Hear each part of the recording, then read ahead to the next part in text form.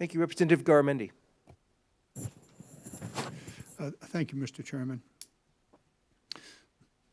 Mr. Plum, you spoke in response to Mr. Norcross about the Nunn-McCurdy requirement. You went through it very quickly. There are 5 specific elements of the law that must be answered. Are you and the Air Force prepared to answer all 5 fully, completely, and honestly? Congressman, so just to be clear, I don't have any Nunn-McCurdy statutory authority myself. That is an A&S thing, but yes, of course, the department will be answering them fully and honestly and correctly. General Cotton, same question. The answer is yes. Very good. I think that takes care of it. Well, I expect that, and we would expect nothing less here. If we were to define strategy in the military terms, we would probably say it's aligning unlimited aspirations with limited amount of money. Unless somebody has found some way to continue to increase by perhaps 10% or 15% a year the Department of Defense budget, strategy means making choices by the military as well as by us. General Cotton, you spoke earlier about the need for the ICBM. You said it's required. Can you tell me in specificity what can not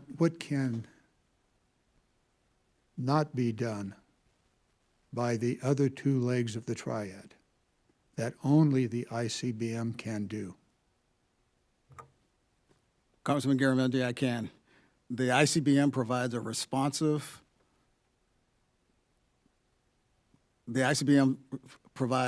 responsiveness to the President of the United States that no other 2 legs can provide.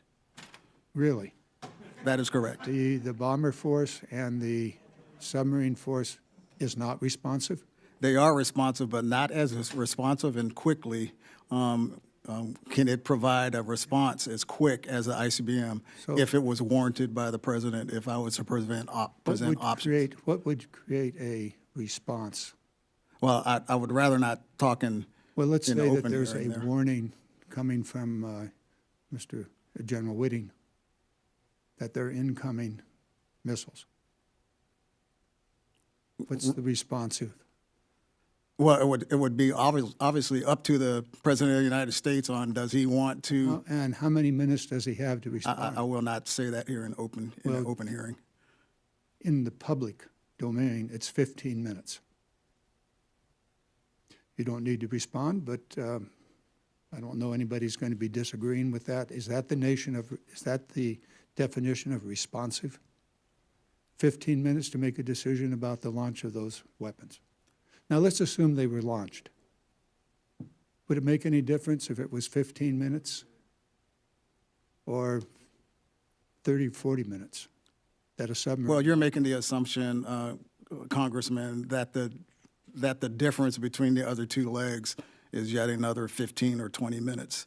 And I can get in more detailed if we were in a closed environment to tell you what that difference would really be. So they're less responsive.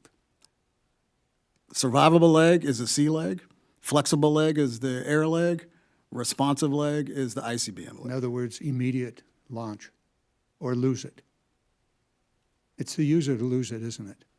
That's It's not the effect of the launch. The launch would be the same if it were launched from a submarine or from an airplane. That's not quite correct, Congressman, because I can hold different elements at risk with the different legs of the triad. We should go into that in detail. General Whitting, what is your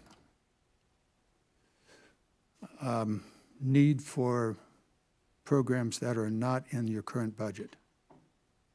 Isn't Congressman, it about $1.3 billion? Congressman, I just have signed our unfunded priority list, and that total is about $1.2 billion.